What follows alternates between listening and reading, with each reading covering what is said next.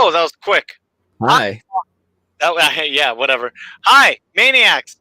This is Loud and Brown. I am here with the other beautiful, wonderful, intelligent, illustrious hosts All right. of Soundcasting Network's very own video game podcast, where your argument is.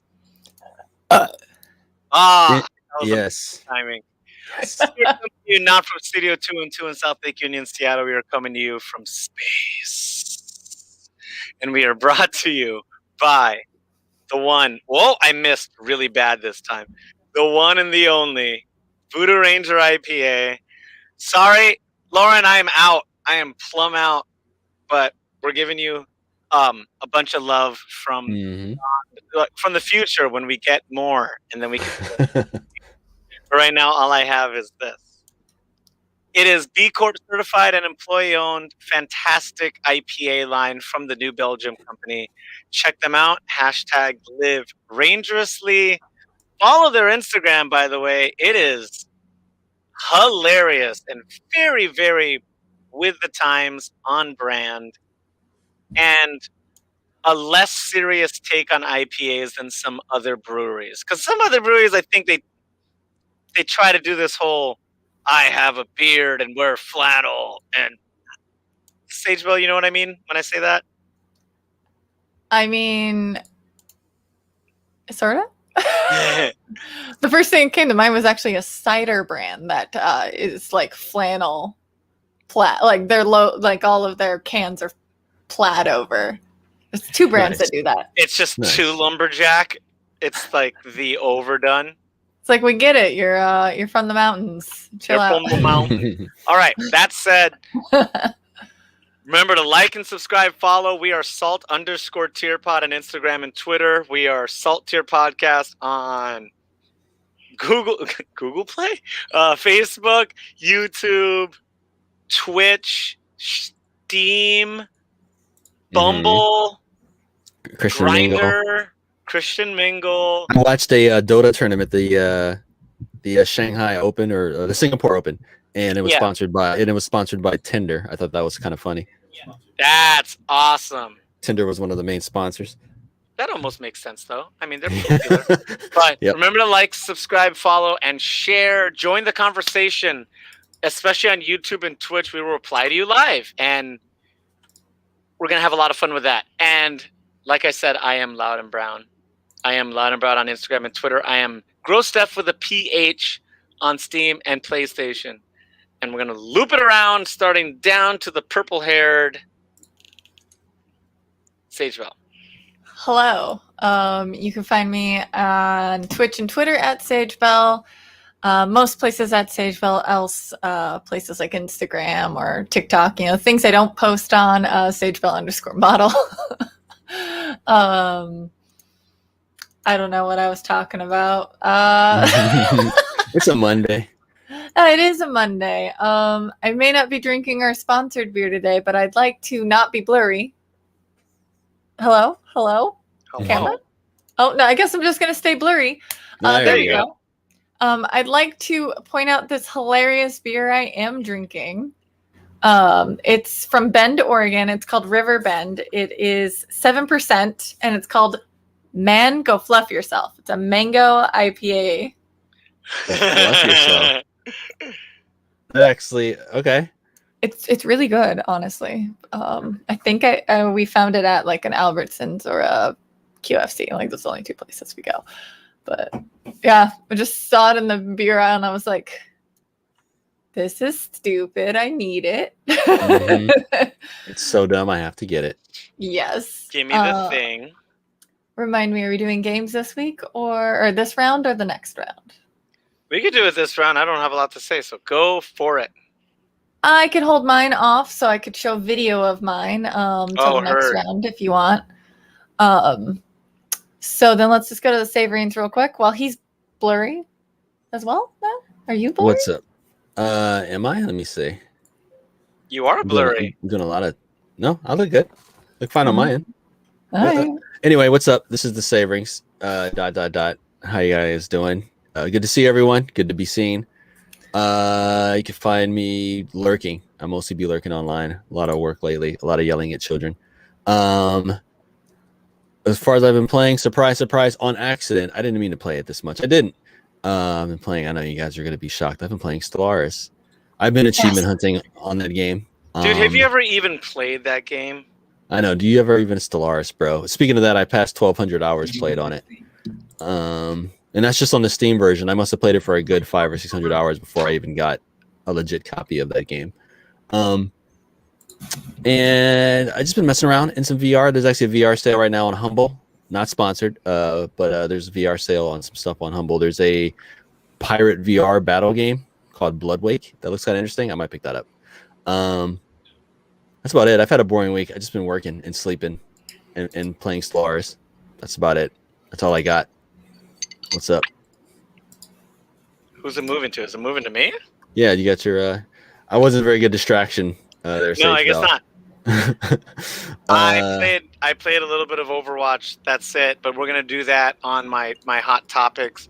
I did not play any fighters, but I did get to work a little bit on my stick.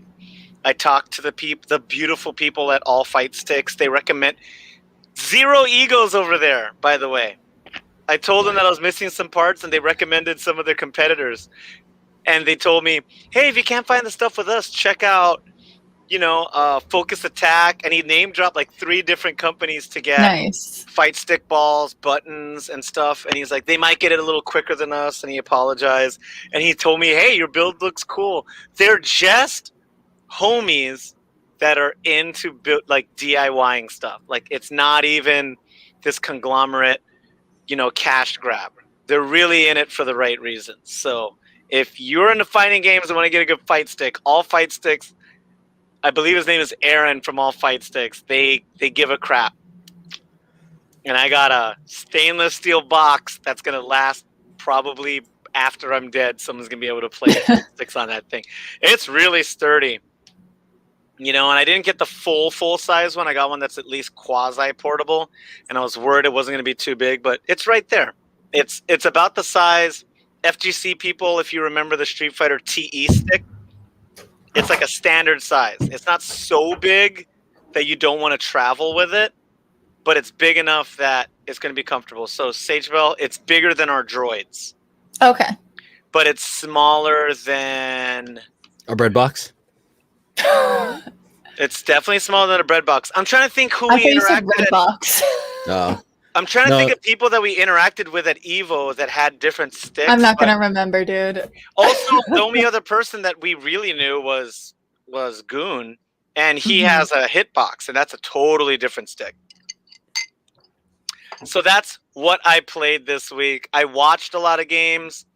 I'm excited. Me and Sagebell have been watching Sarada's Twitter because he keeps creeping on Twitter, and sometimes he's really nice, and other times he'll just troll on people.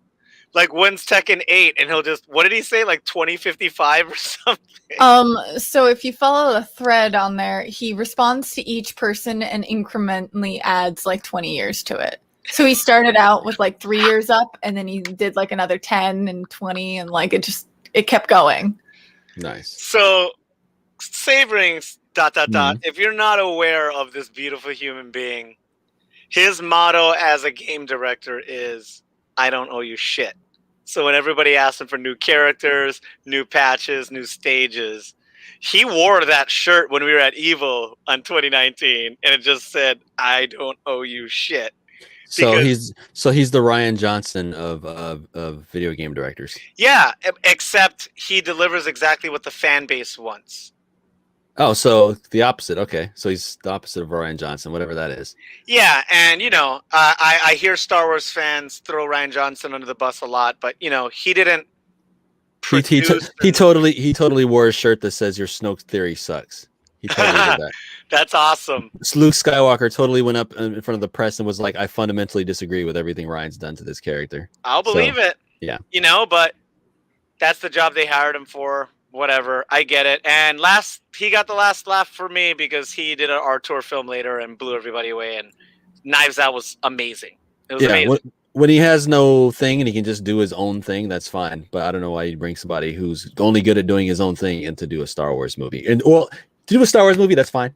But just don't do it in like don't do it where it's like the middle of a trilogy, and you're gonna have him run off and do his own thing. So that's the thing. When he does his own thing, people tend to like it. That's a longer discussion with Star Wars fans than how they're not toxic at all. Ever. They're the best fandom out there. Yeah, we are. Oh shit. Moving on to the first topic. From the angelic Star Wars fans, we're going to move on to April Fools, everybody. Because that movie. Did I miss anything? I was going to say trash movie is trash movie, so it's fine. No. I'll just cancel my share. Oh. Well, I will start off. Am I going to start off with Overwatch? We're going to talk about Overwatch real quick. Yeah. That's the thing I played this week. So Overwatch came in and brought my attention. It's that first link, London. And they did their April Fool's joke. Last year was pretty minor, but if you look, all of their characters have googly eyes, but they changed the dynamics of almost every character in the game so much it's almost unrecognizable as the game is. You know, some people lost complete abilities. Other players can fly now. They changed the class of 2 characters. They made this character named May into a tank, and they increased her character size by 15% and doubled her health. And all these, like, fans of the game know how funny some of these are, where there's cosmetic things that didn't need to happen. There's a character named McCree, who's a cowboy, and his ultimate, he does a high noon duel where a tumbleweed comes out of nowhere. And his patch note was, McCree's tumbleweeds are now unlimited. So the longer he holds his ult before firing, tumbleweeds will just keep rolling all around the stage. And maniacs that don't play this game, the tumbleweeds don't do anything. They are a visual cue that you need to get out of there because it's dangerous. So that now there's like 15, 20 tumbleweeds just rolling around the stage. And good on them. Everybody thought they were being lackluster and just only working on Overwatch 2, but it looks like they're having a lot of fun over there. Hey, Loud and Brown. Can I say that I get that reference with the tumbleweed, even though I've never played more than like 10 minutes of Overwatch? I get that reference because I watched the Contenders Cup. I watched most of the Contenders Cup, and there was a part where they were playing against the McCree, and with the character, like they were moving the camera around, and you look down and you did see the tumbleweed going by. Tumbleweed came out of nowhere. You're like, what the hell is that? Yeah. So I believe Sageball, did you play before launch of the game? Yeah. No. Oh, okay. I'm trying to think who played in the beta. During the beta, apparently McCree was so strong, they added the tumbleweed so people knew that the ult was happening, and that wasn't enough, so they made him glow and made sure the voice line was super, super loud. That's all. And thank you, London. That's the video. Now this person's just talking at us. And it's an ad. But the Overwatch patch was great. Fantastic April Fool's joke. Good on them. And that's the good news of the Overwatch. And now the bad news of the Overwatch. The Overwatch League, there's all these esports teams coming around there, right? And they're all like a handful of them are conglomerates. Some of them are connected to American sports team, you know, like Philadelphia, you know, like, so there's fun stuff like that. But unfun is that LA Valiant got bought out by a Chinese company called LGE, and they put on Twitter. This is a thing where it's not so much that it was a buyout, because business is business and that stuff happens. You know, the Vancouver Titans had a bunch of Korean players that didn't want to live in the United States during the pandemic. So they went back to Korea and they recasted the team, but everybody understood. That was like, hey, it's during a pandemic. These people want to be close to their family. You know, people understood. With this one, they made it a point to jump on their Twitter and say, the rumors are not true. We are working hard with our team to give you the best team we can, and the LA Valiant fans will be happy coming 2021 season. And then all of a sudden they made an announcement that they axed everybody from their team and hired an all Chinese team. And while we're on topic, a Chinese team won the Singapore major for Dota 2. They were down too. That's understandable. They lost to Evil Geniuses, who's in a North American team. Yeah, NA. I think that's more of a Goon and Skylar conversation because they're aware of MOBA and NA and how NA fluctuates from being trash to top tier. Yeah, depends. Right? I don't know, but yeah, I thought that was kind of on topic there because I was watching that and I watched the second game and it was tied 1-1, and I was like, wait, I know a Chinese team was in the finals for this. Let me look it up. So they had actually lost. They had actually won. Well, the LA Valiant fan base is not happy at all at this. You know, people are throwing away their jerseys. They're picking other teams to back up. And this is a really tender time because the Overwatch League is not established. You know, they had 2 years and they had 1 year during the quarantine. So it's not something like the international or, you know, league. What do they call it? It also doesn't help that they've had a major talent drain over there at Blizzard. They've either laid off a bunch of people or they went to Valorant, right? Yeah. So they're already on the rocks. So this did not help. That said, my favorite team looks amazing. Who's the other LA team, the Gladiators, and their entire Twitter feed is so wholesome. Thank you for not being scabs. I can't, you know, it's like, we need more teams like you. Thank you for, you know, trying hard. And the LA Gladiators have always been like a fan favorite. I don't think we've ever made top 4, but they got good talent. And where's the Seattle team? Not yet. We'll see because I guess they're doing it all by proxy on how it's popular, right? So it was popular in Canada. They gave it to Vancouver. It's popular in LA. Because the Mariners are swimming in all that sweet TV deal money, so they might as well do something. They might. Right now, I know a lot of Seattle people will just follow the Vancouver Titans because they're a very good team and they're only 3 hours away. I agree, Rad Roach. Rip Blizzard. Rad Roach there in the Twitter says Rip Blizzard. I agree. Yeah, you know, we'll see if they go away or not. They're pretty resilient. Because they got money. They do have money. Yep. So those are my first 2 topics. Good news and bad news. Sagebo, are we going to you or are we going to Saverings next? That's the question. I mean, honestly, I don't really have much on this one. I just wanted to bring it up because it's, you know, just movies, pop culture, video games. I figured we throw it in here. I put it in here because I wanted to see, like, honestly, legitly, like what I just wanted to hear what Sage Bell had to say. Good, bad, or ugly. It'd probably be funny, so that's why I brought it up. I'll take it over and then I'll just let you guys run with it. All right, we're going to Saverings. Well, basically, Ubisoft. It's the next one here. Keith the Boogie. Ubisoft is making a film about a female video game reviewer, and I guess the plot of this is she's unlucky in love, so it's going to be like your typical. I'm thinking like a Janine Garofalo. Remember? Oh, 10 Things I Hate About You? Yeah, or like Must Love Dogs or whatever that movie was. That was Diane Keaton. No, I don't know what movie that is. I definitely don't cry to that all the time. Yeah, it was. So I'm thinking like quirky Janine Garofalo type thing. But basically, she's a video game reviewer. Our under 30 viewers and listeners are thinking to themselves, yo, Savings, what the hell is a Janine Garofalo?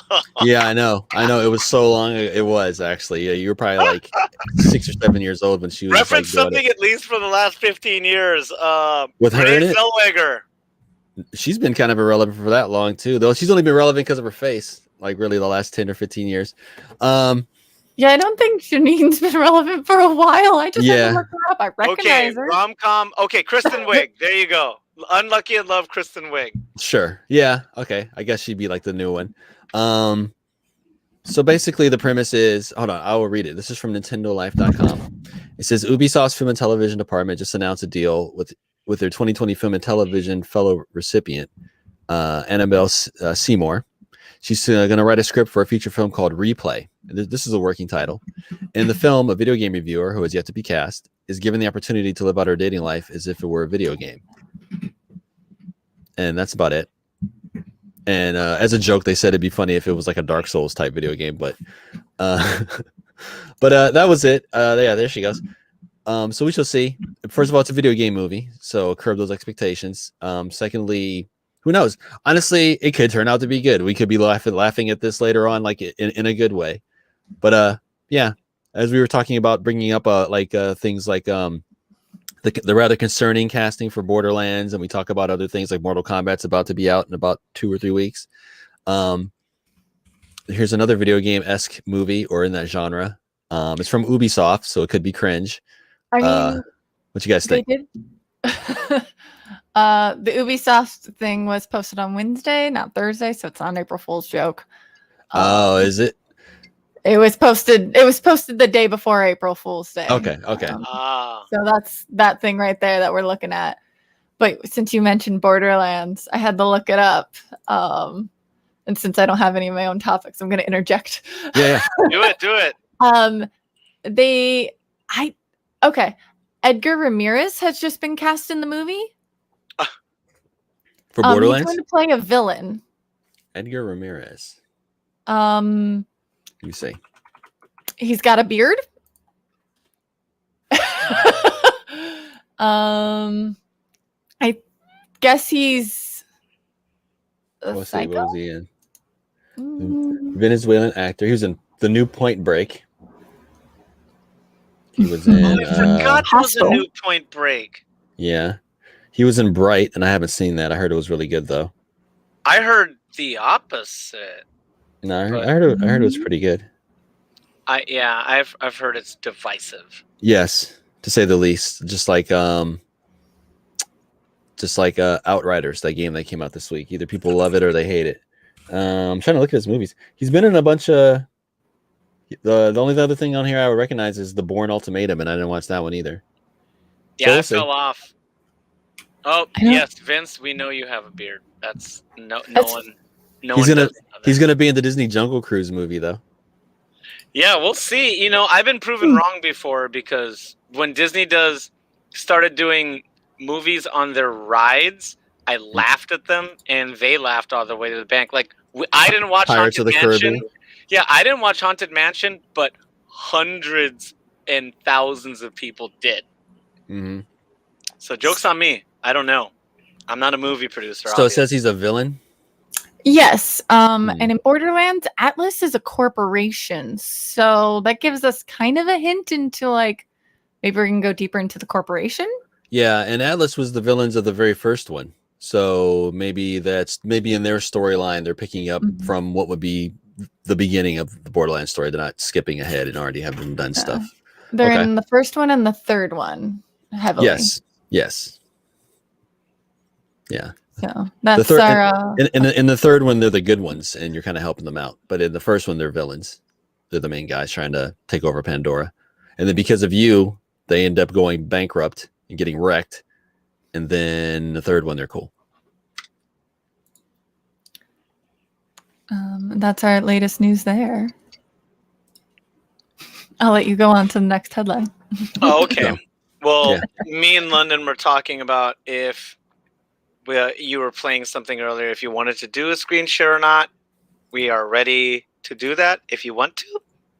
If not, we can move on to the other BS.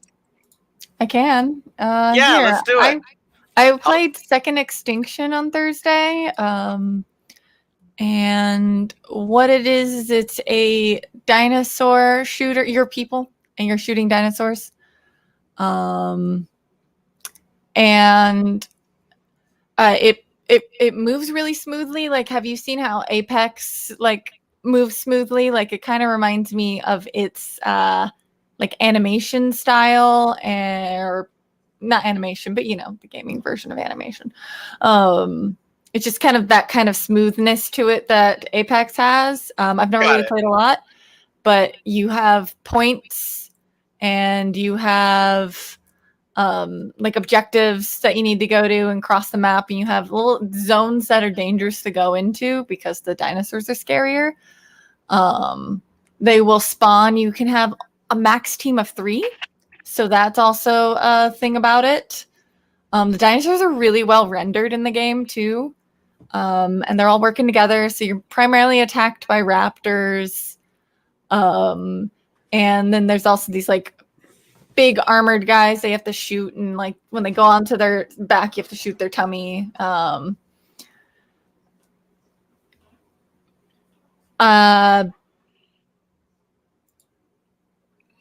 That's the thing. That's all of it.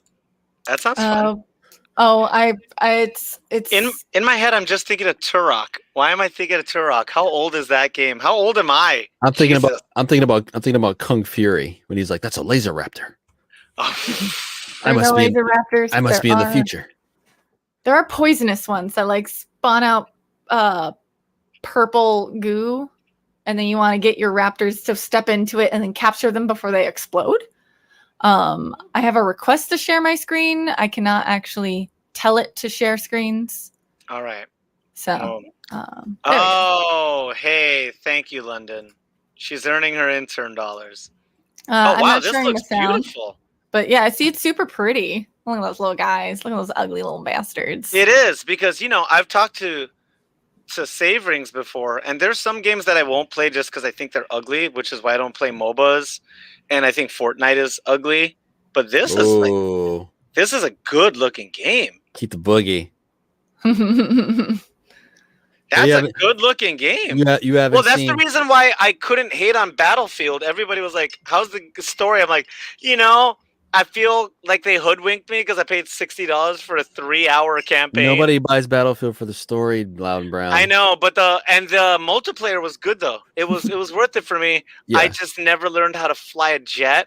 Yeah. And then by the time I got the hang of it, everybody moved on and started playing COD because some of that fan base is interchangeable.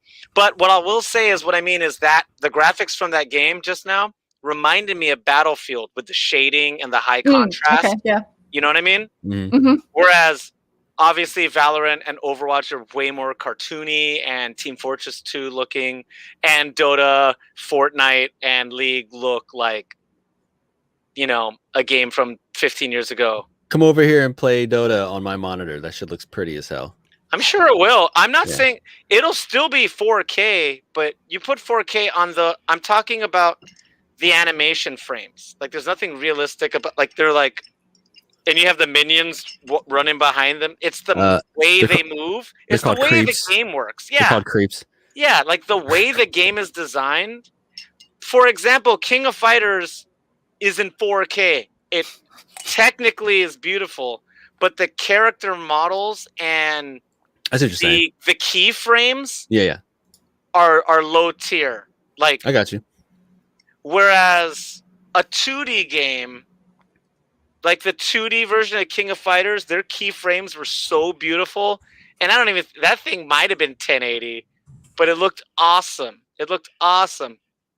So yeah, every now and, aesthetics aside, that game looks fun. Sometimes, dinosaurs get you. Yeah. And I'm all about it. Thank you for sharing that. That's dope.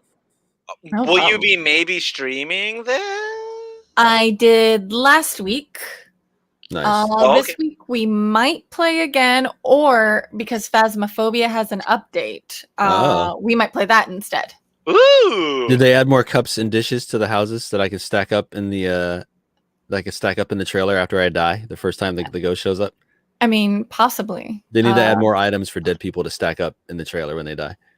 Our birthday boy Hot Riku girl could let you know that. Okay. So Scotty's birthday's today. Oh, Scotty! Wow. Scotty, you should just get a game just for existing. Scotty Too Hottie. Everybody, how often does Scotty stream? Should we plug his stream? Never.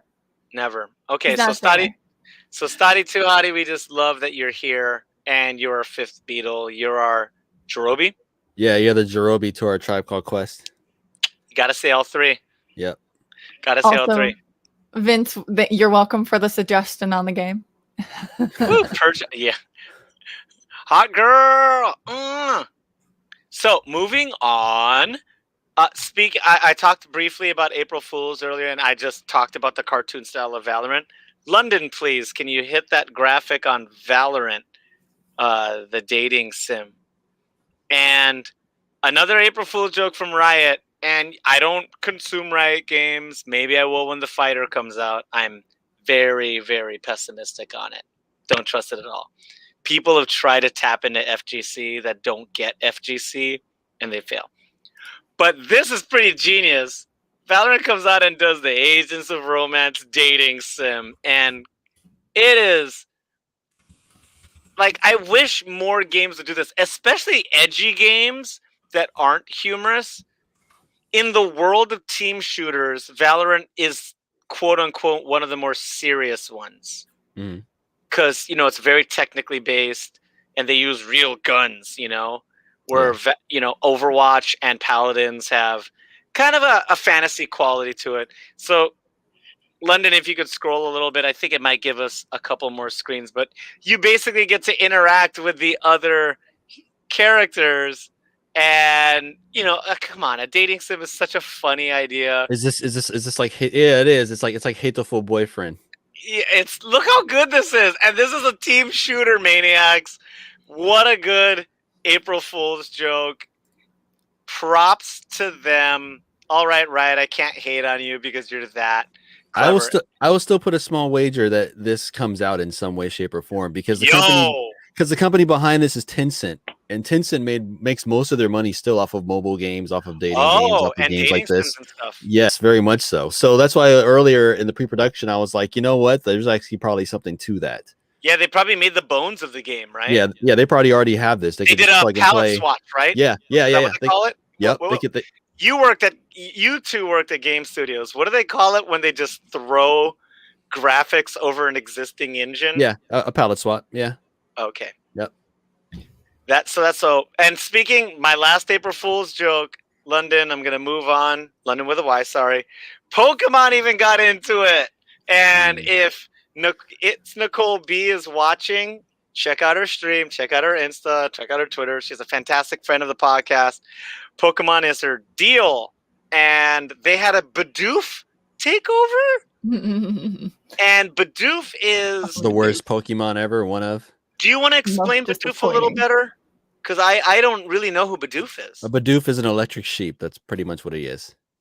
No. Isn't it? Oh, wait. The Bidoof's like the little squirrel guy. Type beaver thing. Yeah, he's a little squirrel guy. Look at him. Yeah.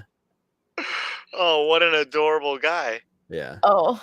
But on the Pokemon Company's socials, it's always Pikachu.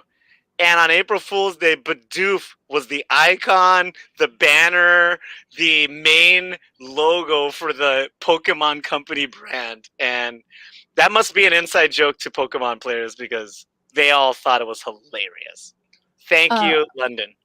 I have a friend who very specifically hates Bidoofs because it was whatever game that character was introduced into. Platinum. She got to an island, got a certain point in the island, was all excited for getting this cool new character, and then all of a sudden she gets a Bidoof. That's all you get for the first 2 hours of that game is just mad Bidoofs. Yeah, that was in Platinum and no, not Platinum. What was the one on the DSs? The first ones, Diamond and something. Diamond and Pearl. Is that what it was? Yeah, the first ones that were on the DSs. Yeah, I think it was Bidoof was from that one. I want to say Diamond and Pearl. Yeah. Okay. And then Platinum, Heart, and Gold. Those are the last ones I played. On a broader scale, maniacs, April Fools, you always have to pay attention to the internet. Probably one of my favorite April Fool's jokes on the internet in the past 10 years has been Sandstorm YouTube. And do either of you remember this? No, I just remember. Because it's browser-based, you don't have to re-download any apps. It just exists if you go to YouTube. They added a button that had a little swirly that kind of looked like a desert oasis. And whatever video you were watching, if you clicked it, it would go doo-ka-doo-ka-doo and do the intro to Sandstorm. And you could hold the button and it'll play Darude's Sandstorm over whatever video you were watching. Wow. The dumbest. And there was another one where they got LL Cool J to do Google Tap, or they did a Morse code app. Hey kids, LL Cool J, he used to be a rapper. Since we gotta explain who people are now. But what is he now? He's like the dad on some CBS show or something. Who knows? Or what he's a now. detective with Ice-T, like all the other 80s rappers. Yeah, like Queen Latifah's the equalizer now. Jesus. But he sold it too. He was like, texting is too much business. What if I just want to? And he did that. It was so funny. So keep an eye out for all those April Fool jokes. Also, anybody under 26 years old out there, who the hell is Lil Nas X and why is everybody talking about him? Because he's weird. Because he offends conservatives. Oh, sorry. I didn't know I could even do that. Oh. Sorry about that. Keep the boogie. Delayed for your pickup. I know. We'll move to that. We'll move to that next. But first, bringing attention back. God dang it, Saverings. ... That wasn't me the second time. Back to Voodoo Ranger IPA, our sponsor of this beautiful podcast. Thank you, Lauren. Thank you to Belgium. B Corp certified, employee-owned, fantastic IPA line. Follow them on Instagram and Twitter, Facebook. You can order them this quarantine with Drizzly. Mm-hmm. All you do is order it, and when they get to the door, flash your ID, and you got fresh Voodoo Ranger to your door. And also with Voodoo Ranger, I'm seeing it in stores in more of those variety packs. So you'll see it like individually, but then like, in like a 6-pack or an 8-pack or whatever they have, a 12-pack. And then there's also the variety packs, and I usually get those, and there's 3 of each. So that's tight. A good deal. So if you see those, grab those. Those are a great deal. So stay tuned. Had a lot of fun. We'll do an order soon, I think, right? Mm-hmm. Podcast? Yeah, let's do. Yeah, I'm getting nodding heads. Yeah. I want a couple variety packs. Those are my jam now. Yeah, especially since Sage Bell and Saverings ... we're in a new season. There's probably cool new stuff that we haven't had. Yeah. That is true. Yeah. April, so should get something. Word. Yep. Moving on to the Saverings. All right. Well, while we were talking about April Fools, and while I could have vamped this and bought Sage Bell some more time, but completely forgot about it, I'll share a Keith the Boogie since I can actually do that. This was my Xbox One S order that was supposed to be in today. Clown show. I just thought I'd bring this up. Clown show with these consoles. And what's funny to me is the S was the one everybody was like, "What's the point of the S? Who's gonna buy the S? That's just gonna sit on shelves." It's supposed to get there real quick, huh? Mm-hmm. Supposed to be here Monday. I ordered an extra controller, and is it more of a train wreck than the DECU, or is it just about even? The what? The DECU. The DCEU? DCEU. Oh, that's a whole other podcast talking about that Snyder cut. Watch the Mauler review. It's like 2 hours long, and it's fantastic. But basically, yes, I tried to order this thing. I ordered a controller, which came like the next day for pickup, and they were going to hold it till today, Monday, when this was supposed to come. Why wouldn't they bundle it? From the same company, right? It was a separate order. I ordered the controller, and that was already there, so they had it. This wasn't going to show up until Monday. So I'm checking all day today. My controller's been there. And then at about 5:30, I get a text saying, "Oh, your item has been delayed." So even if you order one of these things, you're still not going to get one. This is just ridiculous. And this was the console everybody laughed at, the 1S. Who's going to buy this? And you can't get this either. So yeah, but how are you going to play all that sweet Bethesda content on Steam for like $1? with mods. Yo, do you think that with the purchase, they have to go exclusive with the next stuff, right? They might with some other stuff. I don't think they'll ever pull like a Sony and make it 100% exclusive. No, because Microsoft likes money. They do, and they'll probably do it to Steam, but they'll probably stop doing Sony. No. Right? No, because why not get paid off of your competitor who has you more heard it needed. Here, Maniacs. Saverings ... said that Bethesda games will be available on PlayStation. If he's wrong, maybe he not will all chug of them. A 6-pack of Variety Voodoo Ranger. Maybe not all of them, but if you take a game like Starfield and say that turns out to be halfway decent, or Elder Scrolls 6, we know that's going to sell like crazy, shitty or not, right? So why just limit it to selling it on your Game Pass, which is what they want deep down, and your Xbox? Let's say the Xbox only has like, let's say 20 million units, but PS5 and stuff has like double that. Why would you not want to sell another 20 million units on top of that? And Microsoft, they're about the money at the end of the day. They are, but they have had exclusives. But this didn't start off as an exclusive. This isn't like Halo. Like maybe they wouldn't put Halo on a PlayStation, but they'll put something that's always been on a PlayStation back on a PlayStation. I understand. So so their IPs like Project Gotham and Halo and Killer Instinct, they started off as exclusives, so they're gonna keep. Killer Instinct is the one where I'm a little shaky on because a lot of Nintendo fans were expecting it. So I was wondering if they were going to make it cross-platform. What Killer Killer Instinct? Instinct. The next one or the new one? The current one. You know, I thought they would have made it. I thought they would have shoveled it out on the Switch by now. Yeah, you're right. You know what I mean? So that's my conversation with the Bethesda thing is, would they pull a move like that? Hey, we acquired these properties. No, Nintendo's all about that money, man. Did you see they sold 3 times what they paid for Bethesda to the U.S. military in HoloLens glasses? They're gonna sell like $25 billion worth of HoloLens to the military. They paid $7 billion for Bethesda. People and are like, you say they, but guess who's actually paying for that? Us taxpayers. But we're talking about Microsoft though, and everybody was, they paid $7 billion for Bethesda, and I was like, they make that in like 3 months. I know. Microsoft. The DoD in the United States of America. Yeah. Is so and HoloLens, which is like the third tier, third place VR, they just sold $25 billion of it. Like, that's a lot of billions. Yeah. Thank you, London. Keith the Boogie. Yeah. So who's Keith the Boogie? That's the Sultan of Spaghetti. Oh, do you mean the region of Rigatoni? Yeah, that's the that's producer slash seducer. Come on, it's just a pasta and a name. I believe in you. Oh, it's okay. The Prince of Parmesan. The region of ravioli. We'll do a formal introduction at the outro. But moving on, because we still have a couple more things. Baseball? Wait, no. Gambling. Yes. Oh, do you mean loot boxes, or do you mean surprise mechanics? I mean, it's all. Like I said, I shared something earlier on our little personal chat. We don't need to talk about it. I don't have a link. But Action Esports, me and Goon PNW's favorite YouTube channel, does such fantastic videos, talked about solo queue streaming gambling. Gambling for pro teams has existed for a decade now. Like, that's hard to get away from. But now we're at the point, because of quarantine, that people are starting to gamble on solo queue sponsored players, and they'll throw or feed games to adjust the numbers better to people that, you know, Venmo them $500. Like, hey, can you lose this round? I have the over under, you know, and it's become a problem in Korea, to which they're doing it through VPNs in China.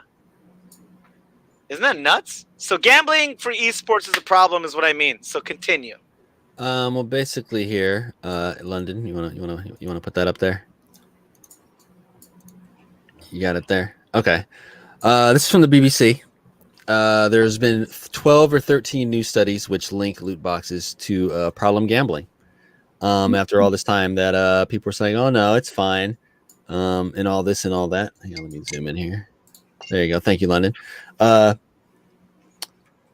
There's some interesting stats on here. 93% of children who play video games, about 40% of them open loot boxes. 5% of all games generate half of their entire revenue from loot boxes. That's kind of serious. Out of all video games, how 93? 5%. That's still a lot. Yeah, that's a lot of games. That's a beefy number, especially if you think of, if you're talking about all games, you're talking about non-online games. Yeah. Like, Steam alone has 10 or 15 or 20,000 new games a year just on Steam.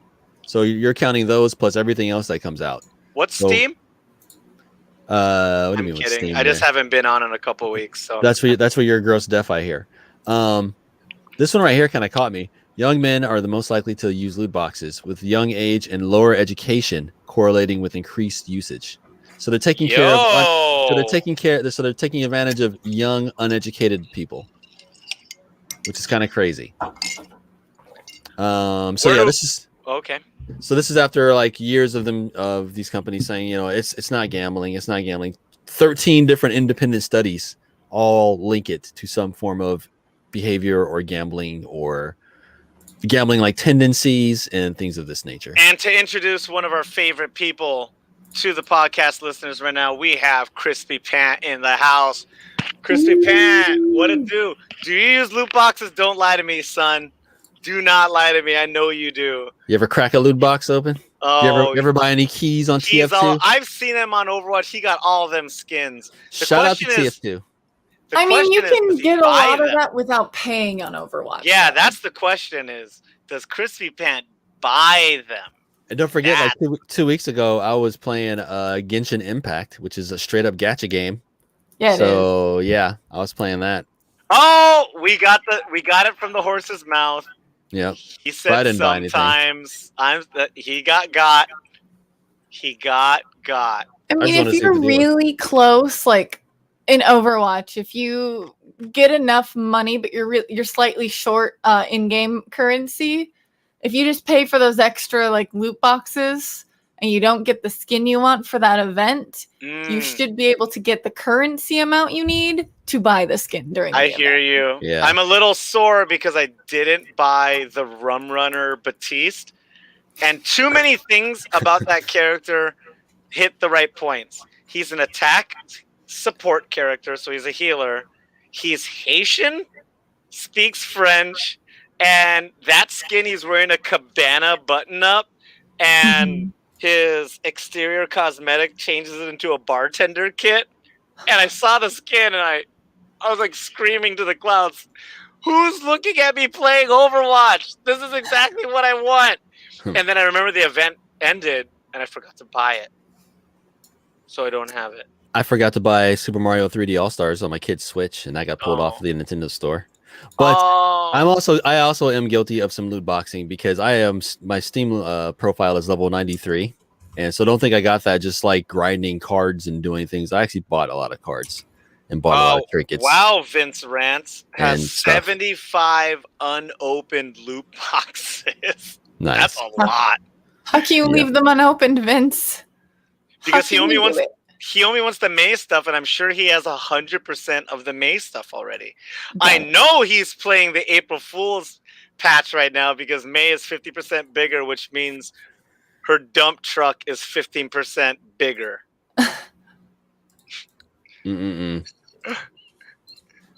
Is that a no?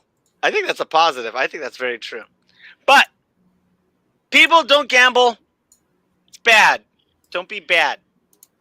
Yeah. Watch out, kids. Speaking of gambling, we're moving on to baseball, where gambling has never been an issue ever in baseball. And we were also talking about exclusives.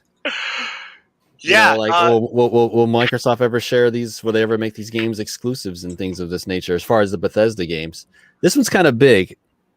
This just encapsulates what I like to call late stage capitalism. Like that's what's going on right now. It's not that I coined that phrase, but constantly pointing this out. Basically, Sony's long-running exclusive MLB The Show baseball series. That's going to be coming to not just Xbox, as was already announced, but that'll be available on the first day on Game Pass. So if you have an Xbox anywhere in your house or a PC, you could play that game on that said device without owning a PlayStation device, which is kind of strange. So that's kind of a big deal, and they're getting kind of dragged by their fans, by all the Sony ponies and things of this nature. So yeah, I thought that was interesting. You're talking earlier about the Bethesda games. Will they ever make them exclusive? And it looks like Microsoft is beating them at their own game there, with their own game. So yeah, if you had an Xbox and a PlayStation, why would you buy the PlayStation version for $70 when you can just get the other one on Game Pass on the same day? Yeah, there's people. People aren't very happy. Okay, so you've played sports games. The only one I was really tied to was FIFA. But your industry, both of you, like know how like the back end of the industry. I've only basically worked at GameStop and done QA. Like I don't know anything. Is there a way to make the fan base, like the player base, happy with sports games? Like, is there a way to make it seasons and not having, I know they're trying to get $60 from people every year, but there's got to be a better way that makes everybody happy. Yes, it's very simple. And I can just speak on Madden and I can just speak on 2K. If you want to do all that monetization, that's fine, but don't focus on that to the point where the rest of the game is shit and it's repetitive and it's an update every year instead of an actual full blown improvement over the year before. Because 2K games have been the same, at least the NBA ones. They've been the same since 2K12. The last one I really played was 2K12 because they've all been the same since then. You're saying, do you mean cosmetic? Do you mean extras? Like, what do you mean? Like, how do they generate money? To the point where it's obvious you spend a lot of money trying to entice us to your store. We go to your store. It's laid out. It's layered. It's deep. All that works. And I'm using Madden as an example. And then you go to actually play the game of Madden 21 and the banners on the side still say Madden 20. Like, but you spent all this time on all these menus, but then you didn't fix this blatantly, obviously broken thing in your game. So to the point of start with that. If you're going to have monetization in the game, fine. And if you're going to have that working great, then great. Have the rest of the game at least be functional to the point where it's actual functional simulation football, because Madden is exclusively the NFL simulation game, and it's anything but a simulation at this point. It's horribly broken. The person who won Madden Bowl last year won it on purpose using an exploit just to beat the game and win the whole thing with their own exploit, just to show them, hey, your game's broken. The person who won it was like, your game's broken and I'm gonna exploit it and you're not gonna stop me because it's in the game. It's your own thing. For you to kick me out would mean that you have to acknowledge that I'm using an exploit that's in your game. So the guy went ahead and won it. So can we just not have that? So start with that. Secondly, okay, if you want to have all that extra money, spin all that crap off into another game. It's not like people don't buy mobile games and don't buy games of that nature. If you spun off the entire monetization out of FIFA Ultimate Team, if you spun all that out and made it its own separate thing and it was free and people could just do that on the side and collect the cards and pay for it like they do, totally fine. That way your main game is actually a game. Same thing with FIFA. FIFA's been the same since FIFA 2010, 2011. They haven't really changed you're probably it. Right. So final statements on sports games, right? I got a thing to say, but I want you to do that. You said most of what you wanted to say. If you had an elevator pitch, when I say elevator pitch, look at the timer in the top left, 30 seconds. If you're in the room with EA's exec, how do you fix it? Yeah. Oh, my elevator pitch. Okay, let's see. Let's start now. Elevator pitch. If you're gonna have the blue boxes and stuff, that's fine, but don't forget the rest of the game. It is a simulation game, so can we get some simulation? Can we, not people running through solid objects, falling through the floor, all this weird stuff? Can we just do that? That's only 15 seconds. If you really want to make some money and double down on it, spin off that monetization stuff into its own separate game, make that free, and then just focus on the other game. Have your cake and eat it too. People will still buy that other thing, and they'll still buy your main one. Thank you for your time, and that's been 30 seconds. Nice. Sage. Oh, and also Savering's outro. How do people follow you? How do we interact with you? And where do we get those sweet, sweet games that Matt Stotts does not have? You can join our Steam group. Once we hit certain milestones on there, we just give games away. Stotty can attest. He's gotten a couple of them, and it's his birthday, so he might end up with another one. And we got to get Crispy Pants some free games, man. Oh, I already hooked Crispy Pants up. He's got some games. Go look at his. Log into your Steam there, Gross Def. I know. It's been a second. And then add Crispy Pants because you guys still aren't friends on there, I don't think. You're right. Yeah, I haven't been on Steam in like a month. I've just been playing Overwatch and Street Fighter. Yeah, so add him. Then go look at his games. He's got a pretty decent little collection going on now. He's got at least 10, 12, 14 games on there. Nice. I gifted him all of Stellaris because I was like $15 for like the game and like everything. You're a saint. Yeah, I guess the Steam group. I mostly just be here and there. I'd be lurking. Follow me on Twitter, I guess would be the best place. The relevant channel for this would be V-Gaming. Follow me on there. And I post updates and stuff for this show when we go live and all that kind of stuff. That's about it. I'm kind of done, really. Sagebell, what you got? Something sports games.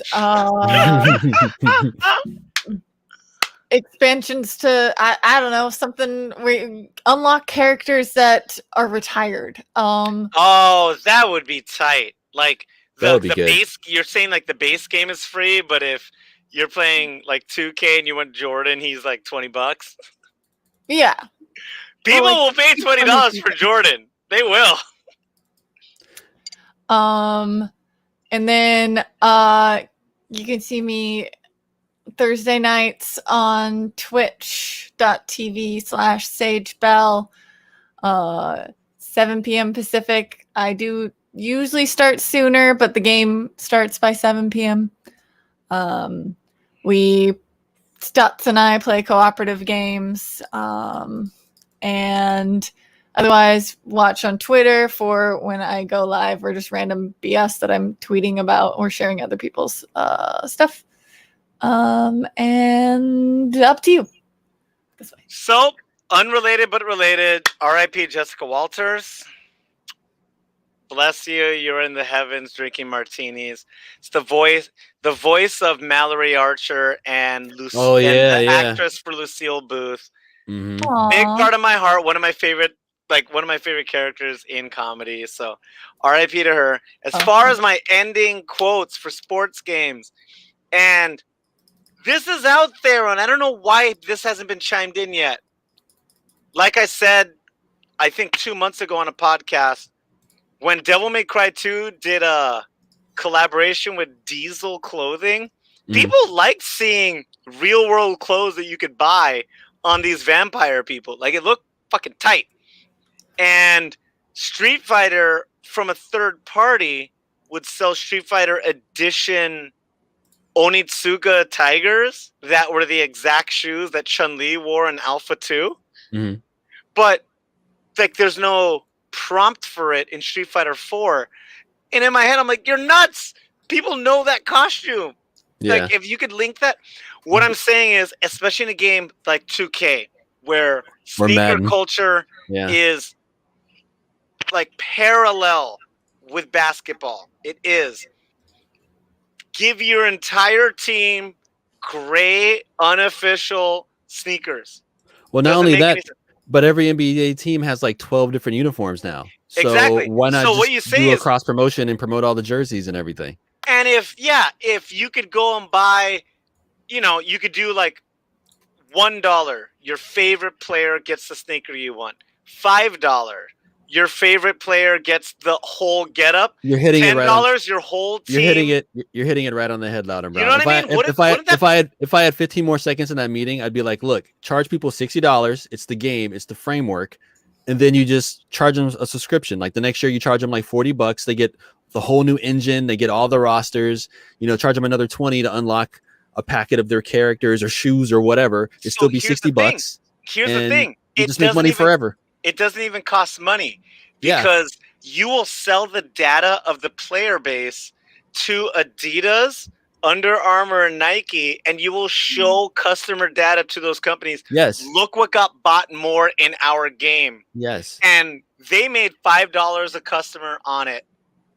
Because if I was playing a sports game and I know this sounds stupid, but if I could make Real Madrid not wear Adidas, that'd be funny to me. That would be worth $5 for me to make the entire team wear Umbros. Yeah, that's a deep cut, Maniac. Sorry, I like the footy. But that's $5 they're not getting from you because they don't offer that feature. I get what you're saying. Yeah, but I'm not gonna pay $5 to buy a game that's identical to last year except for the roster. Like that's not appealing to me. Same bugs and everything. Yeah, because we are used to playing League now. We're used to playing Overwatch. We're used to playing all these games that give you updates every year. I paid $30 for Overwatch 2.5 years ago, and I haven't given them any more money because I get all the new characters and all the new stages as part of the game. Shout out to Cosplay Canada there. Yeah, I used to play the NHL games too. All the WWE games are awful these days. So, yeah. Yeah, hopefully we'll get AEW in on it, and that's my closing statement. If you go full hog on the cosmetic element, and not half-ass it, I think there's a future there that makes everybody happy. But before that, don't focus just on that. Make the game actually fucking playable. Like, make the game playable. Make it an actual simulation. Go from there. Everything else will fall into place if it's a good, solid game. They need to get out of the 90s. A $60 game every year is pennies compared to what League of Legends, Dota, and Fortnite are doing. Like, buying a new game every year isn't how you make money. Nope. In video games anymore. It isn't. Sagebo, do you agree? It's all about them stubs. So thank you. This has been Soundcasting Network's very own video game podcast where your argument is... I was going to say banana in the tailpipe. Banana in the tailpipe. We want to give a big thanks to the region of Rigatoni the Prince of Parmesan, the Sultan of Spaghetti, and the producer seducer taking a double deucer. That's Keith a Boogie. We see you lurking. We see you lurking, K Boogie. We see him lurking. Biggest fan of Michigan that I can think of. You know. Final four, baby. Oh. Boo! And it's Boberto that does not give a shit about Michigan. I'm a coup. Oh, you mean the team that made the Elite Eight and Ohio State got a bounce in the first round? Yeah, you like the Dogs. Go Dogs! I heard that. I'm in trouble for talking trash. Oh, I'm sorry. I'm sorry. I didn't get accepted to any of the schools. So jokes I got that baby Wolverine for you there, Bobby Steele. Jokes on Loud and Brown. Please remember to follow us for Instagram and Twitter. We are Salt_Tier Pod. For everything else, we're Salt Tier Podcast. We are brought to you by Voodoo Ranger IPA. #Live Rangerously. We are on Facebook, Instagram, Twitter, Twitch, which is starting to blossom. The Twitch viewership is more than YouTube this week. Yeah, we got a lot of Twitch chat today. Yeah, that was cool. Thank you, everybody that was part of that. And audibly, we are on Spotify, iTunes, and SoundCloud. Thank you. And Google Podcasts. Thank you. Stitcher, too. And Stitcher and Spotify. Yep. Thank you, and Stitcher. This has been a production of the Soundcasting Network. We'll see everybody Thursday night on Sage Bell's stream. What time? 7 p.m. Pacific. Let's do it and send her those coins. Send her those Doge coins. Yeah, baby. Deuces. Thank you.